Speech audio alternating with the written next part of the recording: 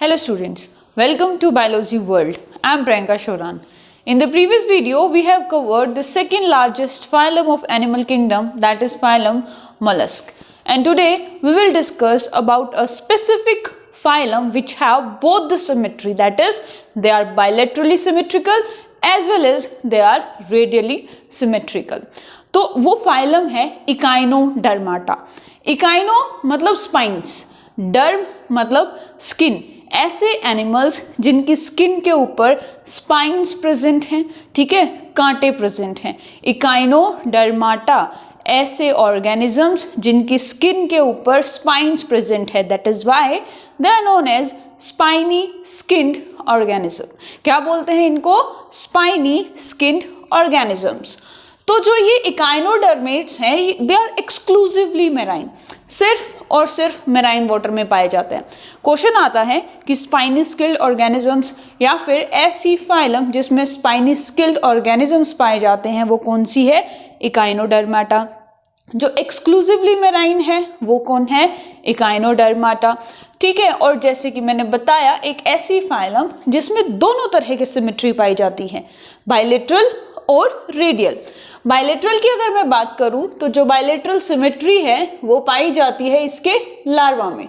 ठीक है, इकाइनोडर्मेटा का जो लार्वा है वो है बायलेटरल सिमेट्रिकल.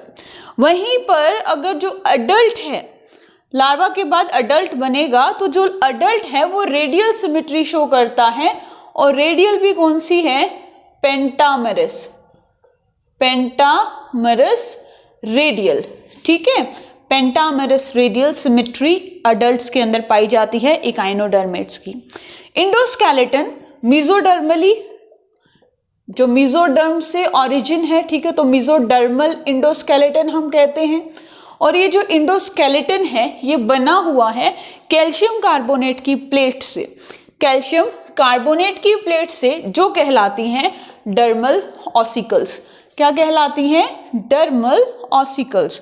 इकाइनोडर्मेटा की जो इंडोस्केलेटन है वो मीजोडर्मल है, मीजोडर्म से ऑरिजिनेट हुआ है, डिराइव्ड है मीजोडर्म से, और कैल्शियम कार्बोनेट की प्लेट से बना हुआ है जिसको एक स्पेसिफिक टर्म दी जाती है, that is dermal ossicles. Alimentary canal is complete, the digestive system is complete. ठीक है, they have some specific structures on their surface that is known as pedicellary. और जो pedicellary हैं वो somehow ऐसे नजर आते हैं जो इन pedicellary के कारण जो डस्ट वगैरह है इनकी बॉडी के ऊपर सेटल डाउन नहीं होती है. ठीक है, इकाइनोडर्मेट्स पे इस तरह के pedicellary, इस तरह के स्ट्रक्चर्स पाए जाते हैं जिनको पेडिसिलरी कहते हैं, और इन स्ट्रक्चर्स के कारण डस्ट सेटल डाउन नहीं होती है बॉडी के सरफेस पे. बॉडी वॉल की बात करूं तो एपिडर्मिस है, ठीक है, then dermis, then muscular layer and the last that is parietal peritoneum. तो ये चार लेयर्स जो बॉडी वॉल की फॉर्मेशन करती हैं. Outermost is the epidermis, then dermis, then muscular layer and the innermost that is the parietal peritoneum. अब echinoderms की बात करते हैं तो इकाइनोडर्मेट्स में क्या है? एक स्पेसिफिक स्ट्रक्चर है, ठीक है, water transport system. Water transport system जिसको एम्ब्यूलेक्रल सिस्टम भी कहते हैं. क्या बोलते हैं? एम्ब्यूलेक्रल सिस्टम, जो रेस्पिरेशन के लिए, जो ट्रांसपोर्टेशन के लिए, एक्सक्रीशन के लिए, सब के लिए रिस्पॉन्सिबल होता है. तो ये है वो वाटर वास्कुलर सिस्टम या फिर एम्ब्यूलेक्रल सिस्टम. अगर हम इस स्ट्रक्चर की बात करें then they have madreporites, pore like structures, perforated pore या मेड्रीपोराइड्स. ठीक है, इनको कहते हैं जिनके थ्रू वाटर एंटर होता है. बेटा ये क्वेश्चन बहुत इंपॉर्टेंट है. अगर हम लोग इकाइनोडर्मेटा की बात करते हैं तो सिमेट्री तो है ही इंपॉर्टेंट, उसके अलावा जो इनका कैरेक्टरिस्टिक फीचर है दैट इज द एम्ब्यूलेक्रल सिस्टम. ये भी कई बार एग्जाम में स्ट्रेट फॉरवर्ड क्वेश्चन इससे आता है कि एम्ब्यूलेक्रल सिस्टम किस में पाया जाता है. ठीक है, या कहेंगे कि जो वाटर वास्कुलर सिस्टम है वो किसके अंदर पाया जाता है. So they have madreporite, then a canal known as the madreporite canal. ये क्या है? These are the radial canals. क्या है ये? Radial canals. मेड्रीपोराइड कैनाल को स्टोन कैनाल भी कहा जाता है. इनके अंदर 9 टाइडमेन बॉडीज प्रेजेंट रहती हैं. ठीक है, और इन रेडियल कैनाल के ऊपर पोडिया या ट्यूब फिट प्रेजेंट रहता है, और ये जो ट्यूब फिट है, ठीक है, this is the mouth, that is the sucker, then the podium and ampulla जो इंकरेजमेंट प्रोवाइड करता है, एंकरिंग में क्या करता है, हेल्प करता है। एग्जाम्पल दैट इज स्टारफिश, सी अर्चन एंड सी लिली। अब तुम कहोगे कि मैम आपने तो एक्सक्रीशन के बारे में, रेस्पिरेशन के बारे में स्पेसिफिक, क्योंकि हम जितने भी फाइलम पढ़ते आ रहे हैं उनमें एक्सक्रीटरी ऑर्गन्स, रेस्पिरेटरी ऑर्गन्स ये सब इंपॉर्टेंट है, लेकिन इकाइनोडर्मेटा में तो आपने बताया ही नहीं। क्यों नहीं बताया? क्योंकि इकाइनोडर्मेटा के अंदर कोई स्पेसिफिक एक्सक्रीटरी ऑर्गन या रेस्पिरेटरी ऑर्गन नहीं होता है। ऑर्गन जैसे कि माल्फिजियन ट्यूब्यूल, कॉक्सियल ग्लैंड्स, ये सब नहीं होता है। यहाँ पे सिंपली बॉडी सरफेस के थ्रू या कहेंगे कि डिफ्यूजन के थ्रू ही गैसेस का एक्सचेंज होगा और एक्सक्रीशन होगा। और कौन हेल्प करेगा? That is the water vascular system और एम्ब्यूलेक्रल सिस्टम। ठीक है, तो ये है इकाइनोडर्मेटा के बारे में। उसके बाद एक और ऐसी फाइलम, ठीक है, जो पहले कॉर्डेट्स के अंदर आती थी, जो पहले कॉर्डेट्स की सब फाइलम के तौर पे हम लोग पढ़ते थे, लेकिन बाद में उसको एक अलग से फाइलम दे दी गई, उसके अलग से एक फाइलम बना दी गई, and that is the Hemichordata.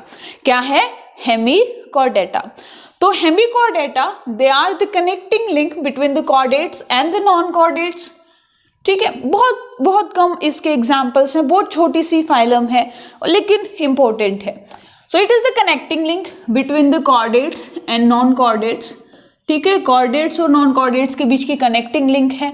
Usually worm like organisms present रहते हैं, एक्वेटिक है, मेराइन जो हैबिटेट है उसका, अनसेगमेंटेड बॉडी है और सिलेंड्रिकल शेप है बॉडी की, and the body is divided into 3 parts, that is proboscis, collar and trunk. They are ciliary feeders and they have not a true notochord, they have a notochord like structure. ध्यान रखना, Hemichordata के अंदर notochord नहीं होता है, जो कि chordates का एक स्पेसिफिक फीचर है। वो नोटोकोड नहीं है, लेकिन नोटोकोड की तरह ही एक स्ट्रक्चर प्रेजेंट रहता है, that is known as buccal diverticulum modification of the buccal cavity. ठीक है, जो बकल कैविटी है उसकी मॉडिफिकेशन है, that is also known as stomochord. तो यूजुअली इससे भी क्वेश्चन आ जाता है कि स्टोमोकोड कहाँ पाया जाता है, स्टोमोकोड किसके इक्विवेलेंट है। ठीक है, they have open circulation, they have colourless blood which have white blood cells. ठीक है, एमेबॉइड सेल्स कह सकते हैं, एमेबॉइड कॉर्पसल्स कह सकते हैं, व्हाइट ब्लड सेल कह सकते हैं। एक्सक्रीशन एक स्पेसिफिक ग्लैंड के थ्रू होता है, that is known as the proboscis gland. There indirect development है, मतलब लार्वा प्रेजेंट है, and the larva is the tornaria larva, and the examples that is balanoglossus and saccoglossus. Balanoglossus का NCERT में diagram भी given है, तो कई बार simple diagram पूछ लेते हैं और बोल दे एक ही डायग्राम गिवन है हेमिकॉर्डेटा का। ठीक है, और पूछ लेंगे कि बताओ ये कौन सी फाइलम से बिलोंग करता है। ठीक है, तो आज के लिए सिर्फ इतना ही। नेक्स्ट वीडियो में हम शुरू करेंगे the most important phylum, that is the chordata. Chordata, उसकी super classes and the classes. ठीक है, जिसमें परम हम पढ़ेंगे, pisces, amphibians, reptiles, aves and the mammals, and before that जो इनवर्टिब्रेट्स हैं, ये तो सारे वर्टिब्रेट्स में आते हैं। वर्टिब्रेट्स से पहले जो इनवर्टिब्रेट्स हैं, जिसमें यूरोकॉर्डेट्स हैं, सेफेलोकॉर्डेट्स हैं, उनके बारे में भी डिटेल में हम लोग पढ़ेंगे। डिफरेंट टाइप ऑफ फिशेस पढ़ेंगे कि बोनीफिशेस क्या हैं, कार्टिलेजिनस फिशेस क्या हैं, इन सब को कवर करेंगे नेक्स्ट वीडियो में। So that's it for today. If you like my video then please share and subscribe my channel. Thank you.